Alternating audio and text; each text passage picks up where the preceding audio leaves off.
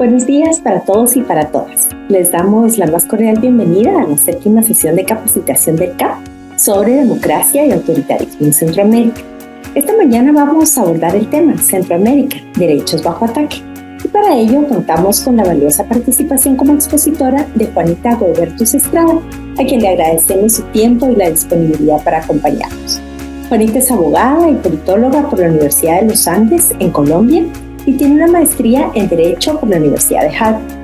Actualmente se desempeña como directora de la División de las Américas de la organización Human Rights Watch. Entre 2018 y 2022, Juanita fue congresista en Colombia y dedicó su periodo a la implementación del acuerdo de paz entre el gobierno colombiano y las Fuerzas Armadas Revolucionarias de Colombia, FARC. Anteriormente fue coordinadora de Justicia Transicional en la Oficina del Alto Comisionado para la Paz durante las negociaciones de paz que se desarrollaron en La Habana, Cuba. También fue asesora del Alto Asesor de Seguridad Nacional de Colombia, asesora del Viceministro de Defensa y subdirectora del Instituto para las Transiciones Integrales. Juanita, muy bienvenida a Ciclos CAP. Gracias de nuevo por tu tiempo y te dejo en el uso de la palabra. Ariel, es un gusto. Muchísimas gracias por esta invitación a ti, a los Ciclos CAP. Un saludo a todas las personas que nos acompañan esta mañana. Me alegra mucho poder compartir. Yo voy a hacer una presentación que recoge algo de nuestro trabajo desde Human Rights Watch en Centroamérica, pero me interesa sobre todo tener una conversación con ustedes, poder discutir. Espero más o menos que dure entre media hora y 40 minutos para que podamos realmente aprovechar la oportunidad para compartir a lo largo del resto de la sesión. Un gusto estar aquí con ustedes y poder compartir sobre la situación de derechos humanos y el estado de la democracia y el estado de derecho en general en Centroamérica. Me voy a concentrar principalmente en Guatemala, El Salvador, Honduras y Nicaragua. En algunos casos haré algunas referencias a Costa Rica, a Panamá, pero no son temas que sigamos con el mismo nivel de detalle como el que seguimos estos otros países. Voy a hablar un poquito del contexto actual, una serie de dinámicas regionales que nosotros encontramos y luego a partir de ahí un poco una descripción de la situación de derechos humanos y luego quizás en donde me gustaría dedicar más tiempo, algo de un análisis comparativo de cómo estamos viendo esas restricciones a los derechos humanos y el Estado de Derecho en Centroamérica. Lo primero es un poco como el reconocimiento de que históricamente tenemos en Centroamérica, salvo por el caso de Nicaragua, que para todos los efectos dentro de nuestra clasificación interna lo consideramos una dictadura. Por lo demás, lo que tenemos son democracias no consolidadas y violentas, transiciones particularmente en el norte de Centroamérica, en donde logramos hacer procesos de transición de la guerra a la paz, pero con procesos muy imperfectos de democratización. Un poco seguimos teniendo la violencia particularmente asociada al crimen organizado como una de las características dominantes de Centroamérica, y entraré ahora en más detalle en el marco de ese contexto, en donde tuvimos distintas versiones, de desmilitarización de las instituciones. En algunos escenarios una pérdida de capacidad del deber de protección y garantía de estos estados, en otros, en todo caso, falta de procesos, si se quiere, como de desarme de la sociedad, de desmilitarizar la cultura en muchos de los escenarios que generaron todavía procesos muy imperfectos, insisto, de democratización. Un escenario muy, importante en donde coexisten procedimientos institucionales al tiempo, insisto, que dinámicas autoritarias de las cuales voy a hablar en más detalle, élites que en todo caso terminaron estando muy empoderadas a pesar de las transiciones, es decir, todas estas discusiones, también entraré en eso más detalle hacia adelante, sobre redistribución de riqueza, lucha contra la desigualdad, contra la pobreza, todavía muy imperfectas por ese balance de equilibrios de ciertos pactos, con las élites para poder lograr de alguna manera esas transiciones. Y luego patrones arraigados de los que podemos conversar, de represión estatal, es decir, no solamente la violencia en manos de grupos de crimen organizado, sino la represión a manos del Estado, altas dinámicas de corrupción, de impunidad y, como decía, de exclusión socioeconómica. Este gráfico que tenemos acá es un mapa de la unidad de inteligencia de The Economist, mide el estado de la democracia en 165 países, básicamente utilizando 6 tipos de indicadores. El primero, un proceso electoral y que haya pluralismo, libertades civiles, funcionamiento del gobierno, participación política y cultura política. Y cada categoría tiene una calificación de 0 a 10 y el índice general es el promedio simple de esas 5, digamos, variables. Y Centroamérica, bajo este indicador, que como ustedes conocen, existen muchos otros, pero bajo este indicador tuvo el declive más pronunciado en democracia en 2023 en comparación con las otras subregiones de América Latina y el Caribe. Básicamente, el puntaje global es de 5.27 versus 5.68, que es el promedio regional, con lo cual América Central termina siendo esta subregión menos democrática. En general, la caída del puntaje estuvo sobre todo impulsada por el retroceso en El Salvador, la situación que ya existía en Nicaragua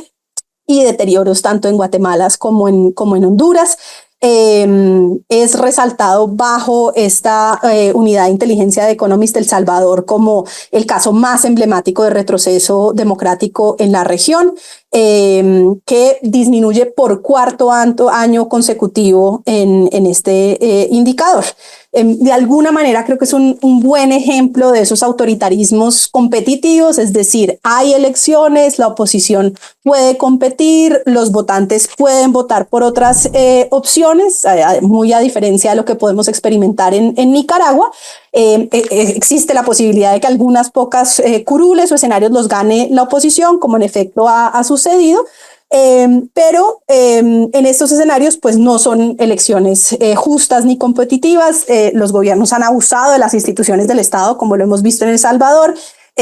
Hace uso Bukele en particular de su propia popularidad para, por un lado, controlar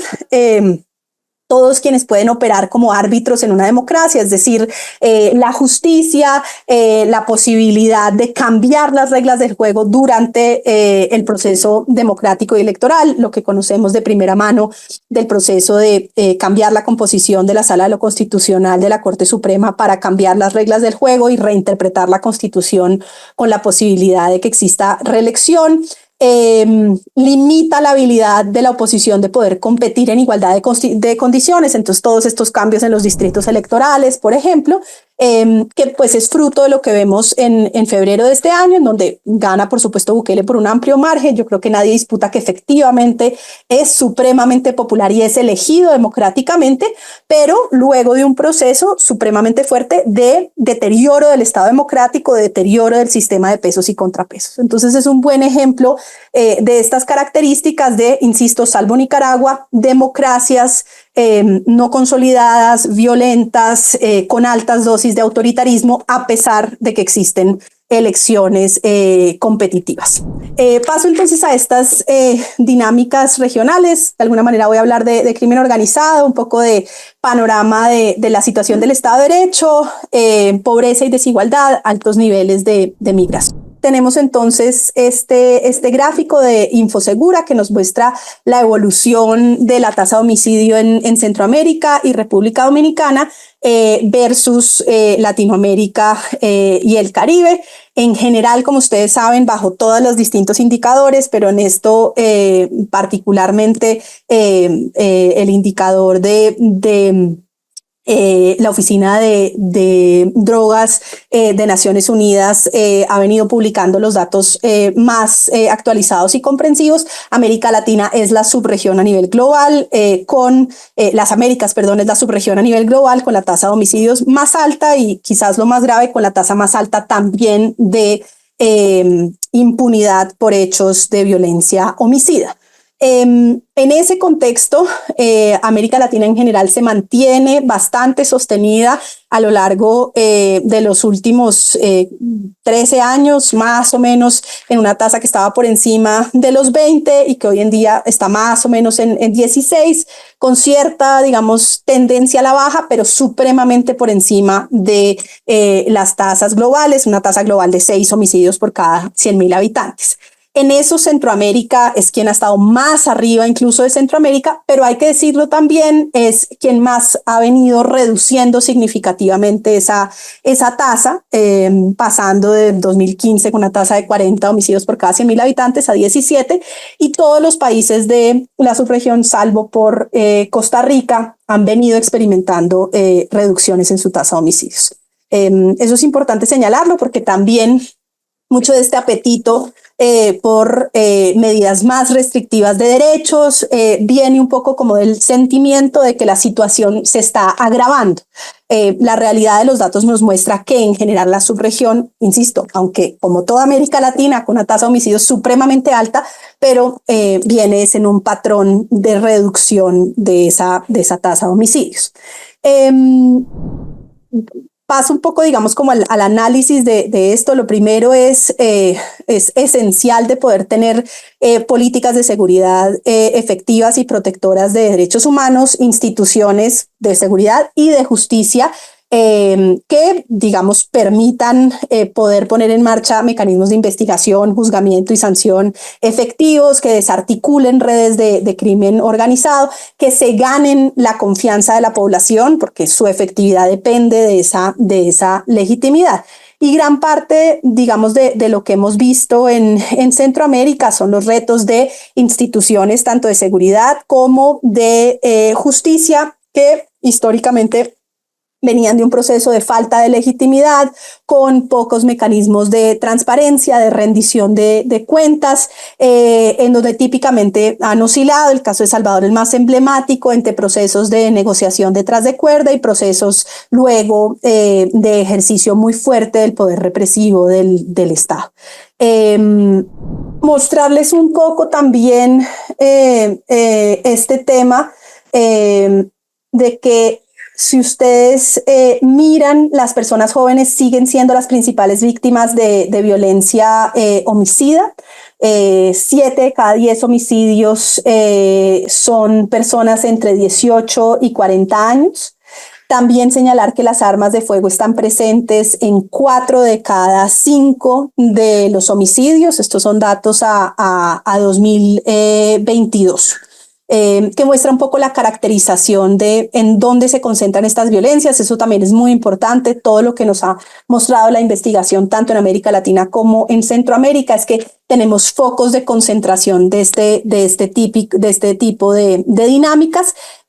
sistemas muy fuertes de sobrecarga de las cárceles, no solo con hacinamiento, sino como comisión de delitos desde las cárceles, ordenadas desde las cárceles.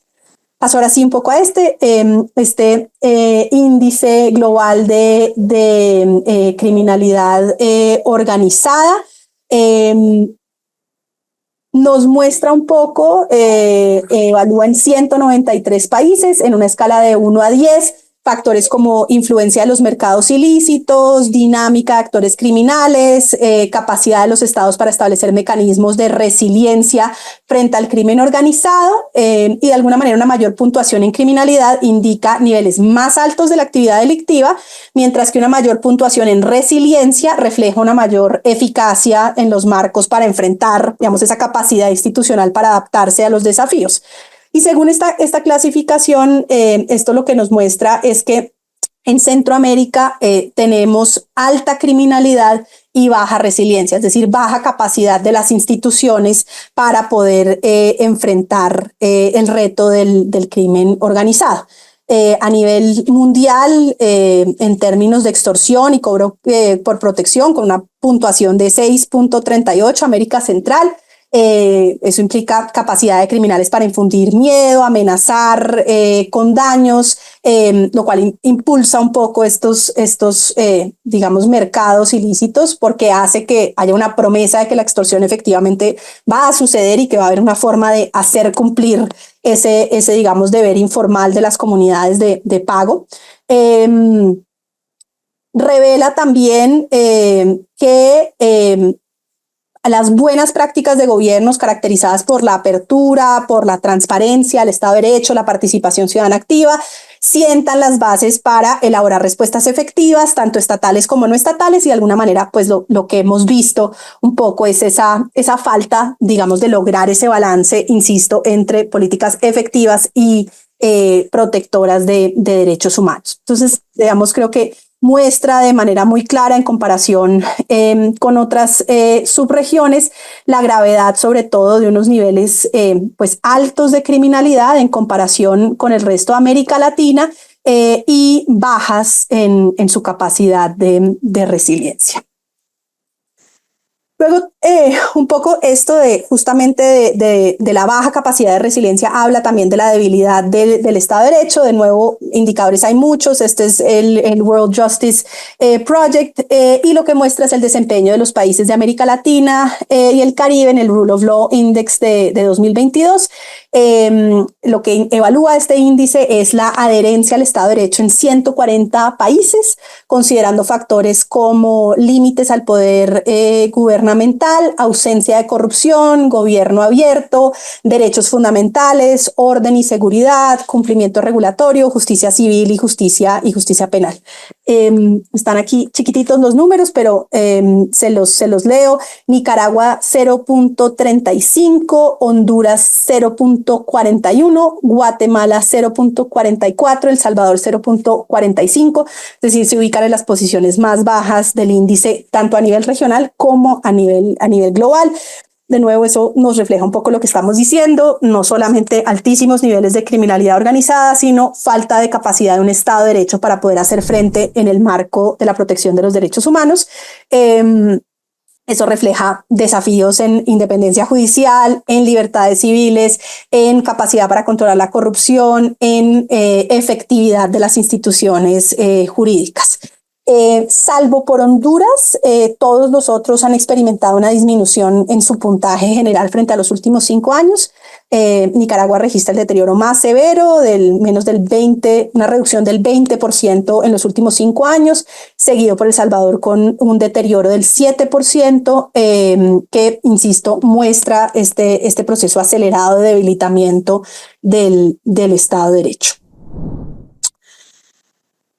Gran parte de lo que está detrás, insisto, como de esta premisa de que la protección de los derechos humanos en estos contextos supremamente violentos depende de una capacidad del Estado para poner en marcha una política de seguridad y justicia efectiva y protectora de derechos humanos, depende de la capacidad y del funcionamiento del sistema penal. Ya lo advertía, América Latina en general tiene altísimos índices de impunidad, incluyendo, pero no solamente en violencia homicida. Lo que muestra este gráfico, de nuevo, del Rule of Law Index de 2022 es el indicador de los países en justicia penal.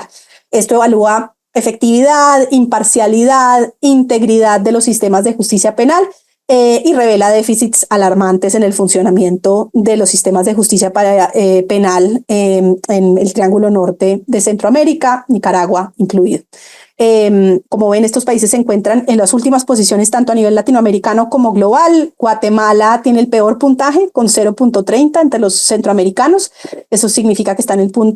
puesto 124 de los 140 países evaluados. El Salvador tiene un puntaje de 0.35, Nicaragua 0.35, Honduras 0.36. De nuevo, esto refleja sistemas de justicia penal que son disfuncionales, que están permeados por la corrupción, en donde hay abuso de poder, donde hay violaciones a garantías procesales, en donde hay deficiencias que tienen consecuencias devastadoras para la seguridad ciudadana, falta de protección de derechos humanos, insuficiente combate a la impunidad, como ya lo decían, y que en su conjunto demuestran digamos, las razones por las cuales se puede explicar la falta de confianza en el sistema penal. Como un componente, insisto, fundamental de esa capacidad de tener investigación y juzgamiento efectivo de la criminalidad organizada.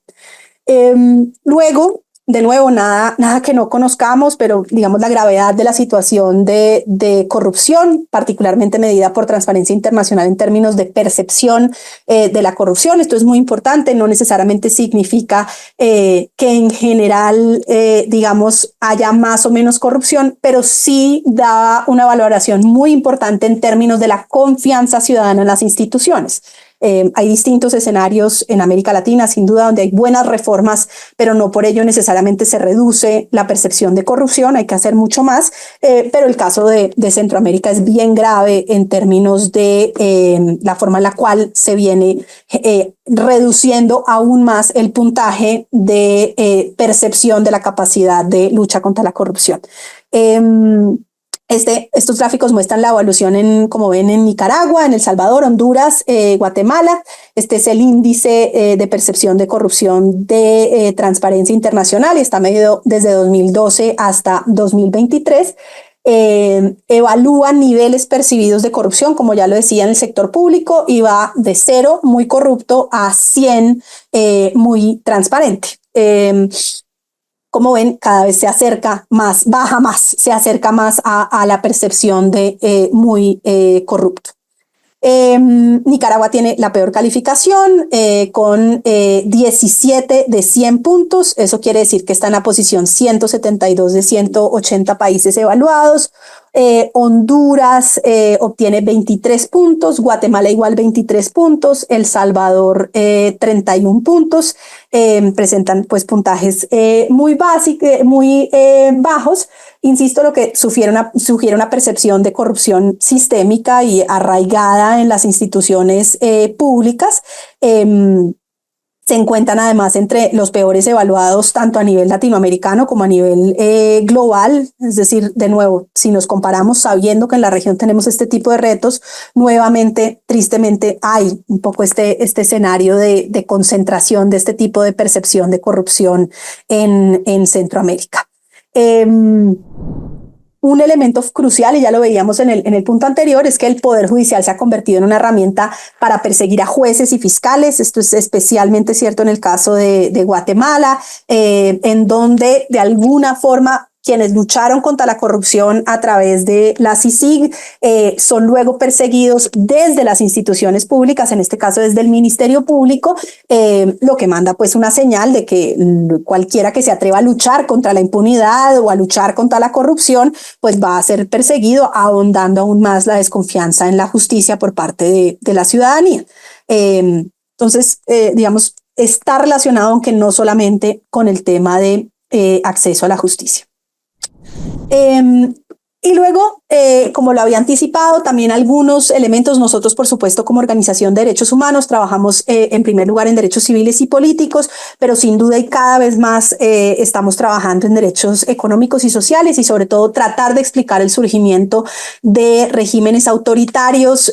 pues tiene que pasar también por un análisis de cuál ha sido la respuesta de los gobiernos democráticos a condiciones históricas de falta de acceso a servicios públicos básicos, de falta de acceso a la educación, a la salud, acceso a la alimentación, etcétera, en donde, como ustedes conocen de primera mano, ya muchas encuestas dan cuenta de que el sentimiento de que las democracias no permitieron reducir la desigualdad y solo de manera digamos, parcial, permitieron reducciones significativas a la pobreza, pues ha generado un poco este sentimiento de deuda, si se quiere, de la democracia. Y los datos pues son bien duros. Este es el Índice de Desarrollo Humano de 2022 del PNUD y muestra el ranking, si se dan cuenta, para El Salvador, Nicaragua, Guatemala, Honduras, en comparación con América Latina y el Caribe. El Salvador está en la posición 127 de 189 con un índice de 0.674. Es el más alto de estos evaluados en Centroamérica, pero está por debajo del promedio de América Latina y el Caribe, que como ven está en 0.763. lo propio con expectativa de vida al nacer, con años esperados de escolaridad, con años promedio de escolaridad y con Producto Interno per cápita distribuido y actualizado.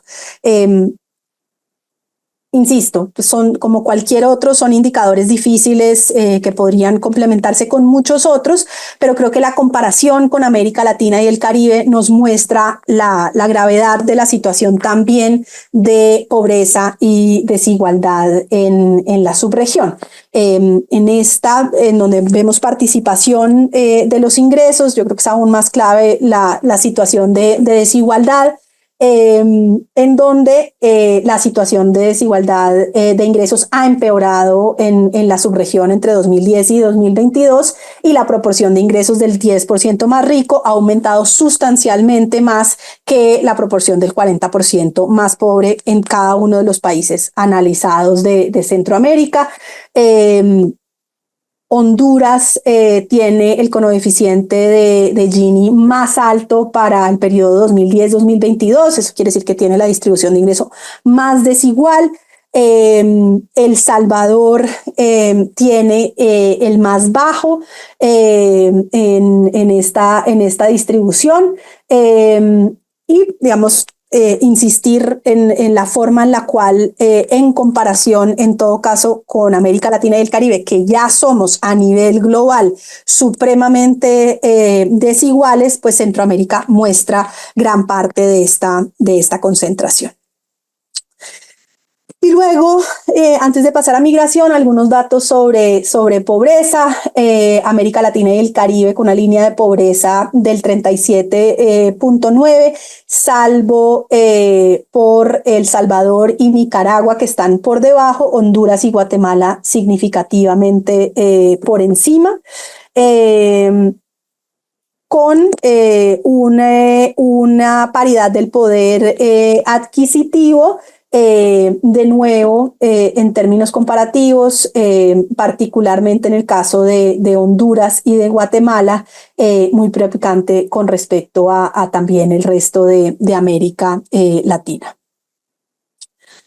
Dinámicas que ustedes conocen bien, es además una subregión supremamente marcada por dinámicas de migración. Estos son datos de ACNUR 2022. Tenemos más de 1 millón de personas que han sido desarraigadas en sus hogares en Centroamérica, básicamente con causas relacionadas con violencia, inseguridad, particularmente por organizaciones criminales, pero también se mencionan otras causas como extorsión, persecución política, cambio climático, violencia sexual, entre otras. El número de solicitantes de asilo y de refugiados de origen salvadoreño, guatemalteco, hondureño en todo el mundo a 2022 había alcanzado más de 660,000 personas. Y luego México es el país que recibe solicitudes de asilo en el mundo, digamos, de mayor cantidad de personas provenientes de Centroamérica. Mujeres, niñas, personas LGBT, especialmente víctimas de violencia sexual en los procesos migratorios, distintas dinámicas que también han sido reportadas de migración para escapar violencia doméstica, violaciones, agresión sexual, incluso casos, como ya lo decía, de temas de cambio climático, sequías que han venido afectando el corredor seco que atraviesa Honduras, Guatemala y El Salvador y que han causado también aumento del hambre y han empujado a personas a migrar. Entonces es un poco el panorama, insisto, que ustedes conocen mucho mejor que yo sobre las dinámicas de migración. Y luego también un poco este escenario, antes de entrar ya de manera directa en todo el tema de derechos, de una serie de restricciones muy fuertes a la libertad de expresión, según que es el Global Expression Report, que es un informe elaborado por la organización Artículo 19, muestra un análisis del grado en el que las personas pueden expresarse, pueden comunicarse, pueden participar o no libremente. Y lo que encuentra este indicador a partir de 25,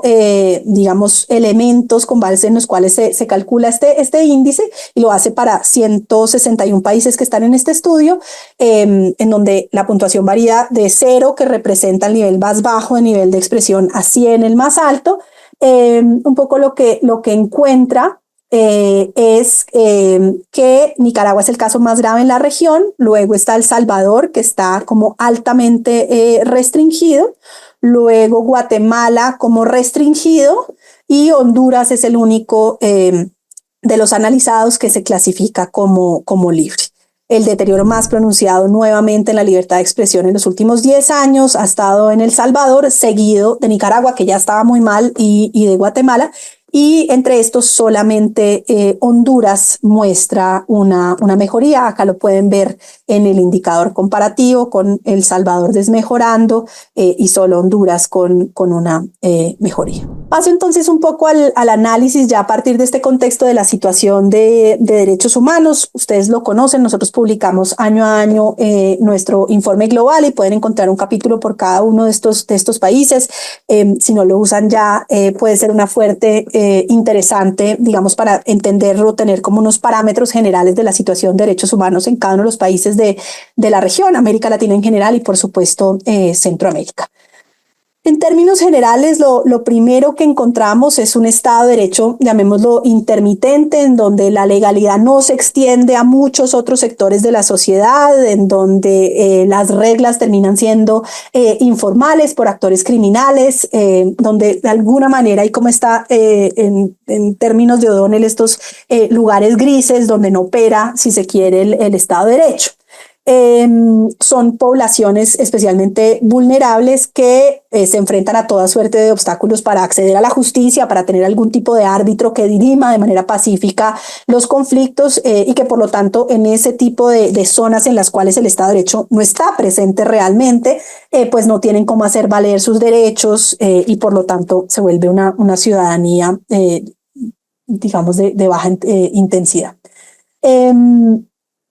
Eso implica que a menudo esa aplicación del Estado de Derecho y de los derechos humanos está plagada de sesgos discriminatorios, sesgos en contra de poblaciones rurales, en contra de poblaciones indígenas, en contra de mujeres, en contra de población LGBT, y que no es, digamos, aleatoria, si se quiere, la forma en la cual se aplica el Estado de Derecho. Típicamente para personas en zonas urbanas de más altos ingresos encontramos estados de derecho bastante más funcionales. Insisto, lo que mencionábamos ya en materia de pobreza y de desigualdad da cuenta de un insuficiente acceso a derechos sociales y económicos básicos, y, como veremos, a distintos tipos de restricciones a derechos civiles. Básicamente, no hay suficiente acceso a una protección por parte del Estado frente a la violencia del crimen organizado, y, aún más grave, no hay suficiente protección contra la violencia a manos de policías o de fuerzas militares,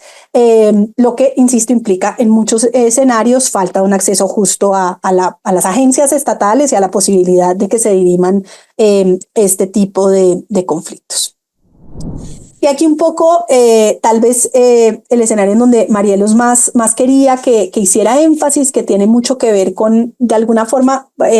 cuáles son esas prácticas autoritarias, o ese catálogo, si se quiere, del autoritarismo, que permite de alguna forma caracterizar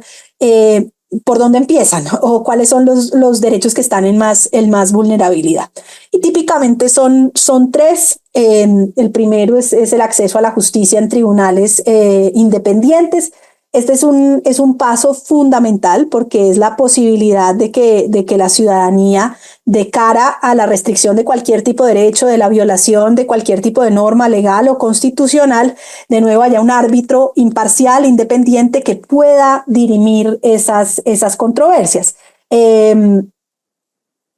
inmediatamente una de las formas y de los repertorios de estos gobiernos más autoritarios es restringir el acceso a la justicia. Eso implica cooptar autoridades judiciales o porque se politizan, se manipulan los mecanismos de elección, se saca de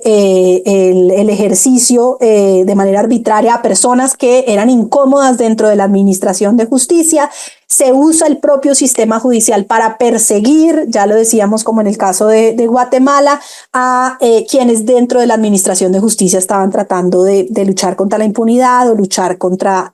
la corrupción, por ejemplo.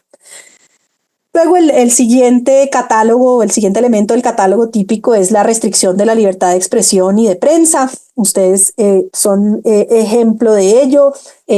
Típicamente esta idea de que el periodismo debe ser hay distintas metáforas, pero en Colombia decimos ese sirirí, ese pajarito que está ahí que no para de picar, no para de estar desesperando diciendo, no, ¿esto qué es? Pregunte, o ese moscardón que está dando vueltas alrededor con un zumbido que no para y que por supuesto genera incomodidad al poder. Un gobierno democrático entiende que si se quiere, esa incomodidad del control hace parte de un control esencial en una democracia y por eso, digamos, el entendimiento del periodismo como un cuarto poder que permite ejercer controles cuando hay cualquier tipo de desvío interno desde el poder y por lo tanto, por eso mismo, se dirigen los ataques desde los gobiernos autoritarios hacia los periodistas, particularmente periodistas independientes, con de nuevo distintos catálogos, a punta de restricción de la pauta o de ampliación de la pauta en función de qué me conviene y a qué medios me conviene potenciar. Con mecanismos de poner a la ciudadanía en contra de los periodistas. El caso salvadoreño es tal vez el más dramático, en donde lo que hay es un desprestigio y una estigmatización pública de asociar a los periodistas con las pandillas como una manera para desprestigiar y erosionar su base de confianza, hasta los más dramáticos, como en el caso nicaragüense, digamos, de persecución pura y dura, de apertura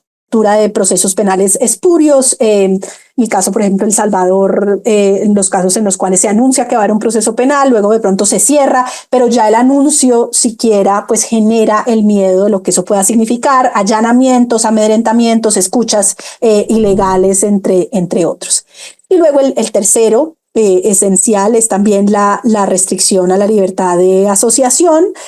particularmente las formas en las cuales se restringe la posibilidad de que las organizaciones de sociedad civil puedan operar de manera efectiva y libre. Y de nuevo hay distintos catálogos, desde los más duros a lo nicaragüense de cierre de las 3.500 organizaciones de sociedad civil, la mitad de las que existían para 2018, hasta, digamos, los más disimulados, llamémoslo, de leyes de registro de las organizaciones de sociedad civil, auditorías por temas tributarios a las organizaciones de sociedad civil, restricción del tipo de fondos que reciben las organizaciones de sociedad civil,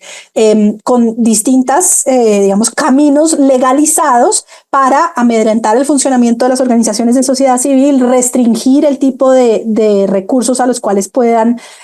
acceder y por lo tanto restringir la posibilidad de que la sociedad civil esté ahí ejerciendo un control de nuevo al ejercicio del poder, denunciando violaciones a derechos humanos, denunciando digamos restricciones al Estado de Derecho. Y eso pues se traduce, ya lo decía, en ataques al sistema de justicia, al periodismo independiente, a los movimientos sociales, a los sindicatos, a las organizaciones de sociedad civil. Y termino un poco entonces con esta comparación. Si uno toma estos 4 países, lo que uno encuentra en primer lugar en materia de independencia judicial es en Nicaragua, pues una cooptación absoluta del sistema de justicia, un uso de la justicia para perseguir a los críticos y a los opositores. En octubre de 2023 el régimen inició una purga dentro del propio Poder Judicial que, como ustedes saben, ha terminado con la destitución del 10% de todos los empleados judiciales. Ese ya es es el caso extremo de control absoluto de la rama judicial, donde pierde cualquier posibilidad de separación de poderes y por lo tanto deja de existir un árbitro, un tercero imparcial que pueda dirimir controversias. El caso de Guatemala, que por supuesto hay una esperanza todavía que sabemos todos que no va a pasar de la noche a la mañana, de que esto pueda cambiar, pero un proceso muy fuerte a lo largo de los últimos años de cooptación del Ministerio Público, que ha usado desde el Ministerio Público sus herramientas jurídicas para tratar de avanzar, digamos, sus propios intereses corruptos y criminales, cerrando en causas por corrupción, abierto causas en contra de jueces y fiscales que estaban luchando contra la corrupción. Muchos de quienes, como ustedes bien saben, han tenido que exiliarse para protegerse, lo cual además termina minando la propia capacidad de hacer justicia. Hoy, bajo el gobierno Arévalo, una gran pregunta es cómo lograr recuperar ese talento humano que está exiliado, que sería muy importante en términos de poder poner en marcha en Guatemala una política de seguridad efectiva y protectora de derechos humanos en cabeza de jueces, fiscales, investigadores de policía judicial que están exiliados por cuenta de la propia persecución desde el Ministerio Público. El Salvador, un proceso por supuesto más incipiente sin duda que el nicaragüense, pero muy peligroso de cooptación del aparato de justicia. Como ya mencionábamos en 2021, la destitución y el reemplazo sumario tanto del fiscal general como de los magistrados de la Corte Suprema de Justicia, particularmente la Sala de lo Constitucional, con miras a permitir la reelección presidencial inmediata en contra de lo que textualmente está en la Constitución. Y leyes desde 2021 que han permitido remover a jueces y fiscales, las declaraciones públicas del propio Bukele tildando de defensores de las pandillas a cualquier autoridad judicial que se atreva, digamos, a contradecir, a no, digamos,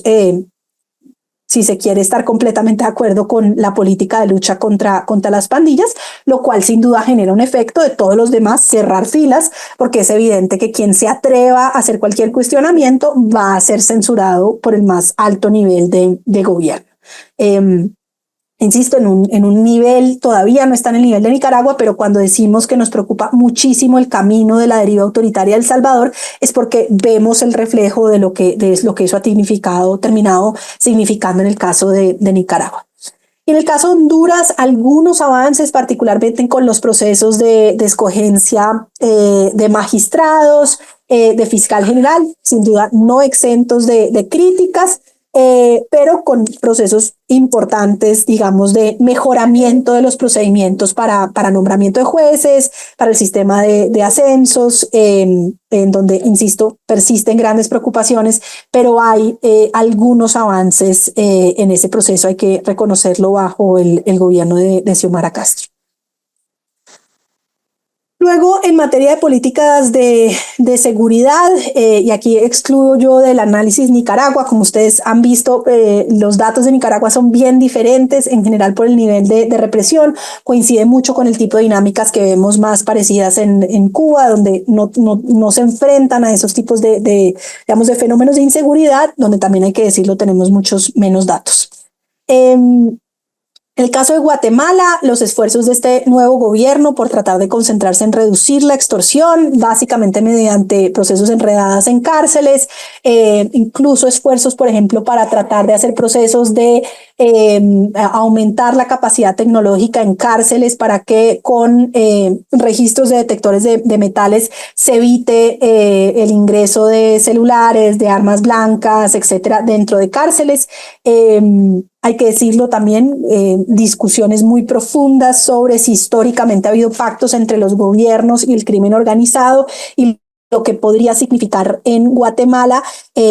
por la información que tenemos, que el gobierno no estaría dispuesto a hacer ese tipo de pactos detrás digamos, de cámaras. Y hay uno de los grandes cuestionamientos a los que se va a enfrentar este gobierno es si el crimen organizado decide de alguna manera tratar de imponer, si se quiere, un incremento de los homicidios y forzar la mano, dado que esos acuerdos detrás de cámaras que han ocurrido antes parecerían no estar ocurriendo en este gobierno. Es en todo caso un sistema judicial supremamente sobrecargado, igual que el penitenciario, con inmensos problemas de legitimidad, dada la permanencia de Consuelo Porras en el Ministerio Público y el hecho de que, insisto, cualquier política de seguridad efectiva y protectora de derechos humanos depende de una colaboración armónica entre el gobierno y la capacidad de persecución penal para desmantelar, insisto, de manera protectora de derechos humanos el crimen organizado. Luego en El Salvador, bueno, lo conocemos bien y lo podemos discutir además mucho a lo largo de la discusión, una política de seguridad de todo el peso de punitivismo y de populismo punitivo. A la fecha, más de 80.000 personas que han sido capturadas en ya más de 2 años de estado de emergencia. Por los datos que publica el gobierno salvadoreño, hay sin duda una reducción significativa en los homicidios, en las extorsiones, pero violaciones generalizadas a derechos humanos que varias organizaciones, incluyendo nosotros, hemos documentado de desapariciones forzadas, torturas, casos de 300 personas que han muerto en cautiverio sin ninguna explicación por parte del gobierno, documentación de cuotas por parte de la policía generando incentivos perversos, cientos de casos de personas que no pertenecerían a las maras y que habrían sido capturadas, restricciones dramáticas al debido proceso como audiencias públicas de a 500 personas sin abogados, con detenciones preventivas extendidas en el tiempo sin revisión judicial. Quizás uno de los datos más preocupantes es la falta de sentencias que permitan realmente, digamos, si se quiere permitir que las víctimas tengan acceso a la justicia. Lo que hay es un proceso de encarcelamiento masivo, particularmente los eslabones más bajos de la cadena, e insisto, incluso de personas que no pertenecerían a las maras, sin ningún tipo de persecución penal de los máximos responsables, ni mucho menos procesos por lavado de activos, tráfico de armas, redes de corrupción que permitan realmente desarticular. Eso se traduce además en el caso, que es un informe que vamos a sacar muy pronto en julio, más de 2.900 menores de edad detenidos en el marco del estado de excepción, también con restricciones severas a sus derechos humanos. Entonces, este es el caso más dramático, digamos, de una política supremamente restrictiva de derechos humanos, muy popular, dada la falta de garantías históricas por parte de gobiernos democráticos para proteger a la ciudadanía, hay que decirlo, del tipo de amenazas, de homicidios, de extorsiones por parte de las maras. Luego Honduras, un intento de réplica de la presidenta Xiomara del estado de emergencia de El Salvador a través de un estado de excepción que ya se decretó desde diciembre de 2022, pero con muy pocos, si se quiere, efectos territoriales ni de reducción real del crimen organizado. Digamos, ni de que pueda ser visible realmente la transformación de la política de seguridad, digamos, ni para bien ni para mal. Lo que sí es un impacto muy negativo en el proceso de desmilitarización en el país. Era una promesa de campaña de Xiomara Castro y muy por el contrario se ha militarizado la función penitenciaria y volvió a la dirección de los centros penales la policía militar del orden en público. Insisto, como ya lo decía antes, ya lo veíamos, altas tasas de impunidad por homicidios, al igual que por otros delitos. Y luego, digamos, un proceso grave de erosión de la sociedad civil, de lo que podemos llamar, como decía antes, del espacio restrictivo tanto para la libertad de prensa como para la libertad de asociación. Ya lo mencionaba, completa desarticulación de las organizaciones de sociedad civil en Nicaragua, incluyendo además organizaciones religiosas, 57 medios de comunicación cerrados, cualquier tipo de crítica es reprimida, detención y procesamiento arbitrario, sobre todo de opositores políticos, de cualquiera que francamente se atreva a criticar el régimen. Y por supuesto la dinámica que quizás añade al catálogo y que no veíamos en América Latina desde Pinochet, de privación arbitraria de la nacionalidad, de quienes han salido de las cárceles, exiliado y a quienes además les han privado de sus bienes, sus títulos, su acceso a su pensión. El caso más dramático, sin duda, de restricción del espacio cívico y de restricción de la libertad de prensa y de expresión. Luego Guatemala, insisto, previo a la elección de Arévalo y lo que vimos como el intento de golpe para desconocer resultados electorales, veníamos bajo un contexto muy adverso para la libertad de prensa, agresiones constantes contra periodistas, contra organizaciones de sociedad civil, intentos de obstaculizar la labor con este tipo de catálogo que ya mencionaba, de hostigamientos, hacer procesos penales, hacer auditorías fiscales, entre otras, para buscar amedrentar a la prensa y a las organizaciones de sociedad civil. Luego, en el caso de El Salvador, un poco más sutil, porque como lo decía, ha habido un uso por parte del gobierno de su propia popularidad para deslegitimar el trabajo de periodistas, de organizaciones de sociedad civil, acusándolos constantemente, como ya decía, de defensores de pandillas. Y como sabemos, el uso de Pegasus, este software para infiltrar las comunicaciones tanto de periodistas como de organizaciones de sociedad civil. A la fecha, que sepamos, hay 34 defensores de derechos humanos detenidos durante el régimen de excepción. Y en el caso de Honduras, un caso bien dramático, digamos, frente a los datos de homicidios de defensores.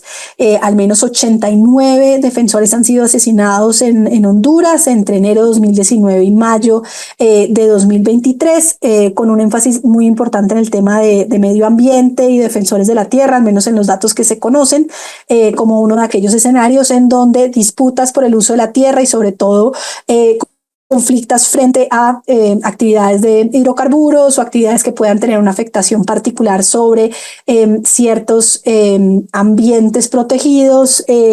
digamos, ha generado este tipo de disputas y sin duda con un resultado supremamente violento. Terminaría simplemente señalando que creo que hay una oportunidad en lo que estamos viendo hoy en Guatemala, por ejemplo, de mostrarle para Centroamérica y para el resto de América Latina que es posible darle la vuelta a estas tendencias, que es posible poner en marcha un proceso democrático que sí dé resultados en materia de protección de derechos, pero yo creo que tenemos todos que ser conscientes que hay una ciudadanía, no solo en Centroamérica, en América Latina en general, que no está muy convencida de los beneficios de la democracia, y que en ese sentido hay una responsabilidad inmensa en estos gobiernos democráticos de poder dar mucho más resultados si queremos dar esa batalla en defensa de la democracia, del Estado de Derecho y de los derechos humanos. Muchas gracias a Juanita Gualbertos de Human Rights Watch por haber participado con nosotros en esta sesión del ciclo de actualización para periodistas sobre democracia y autoritarismo en Centroamérica.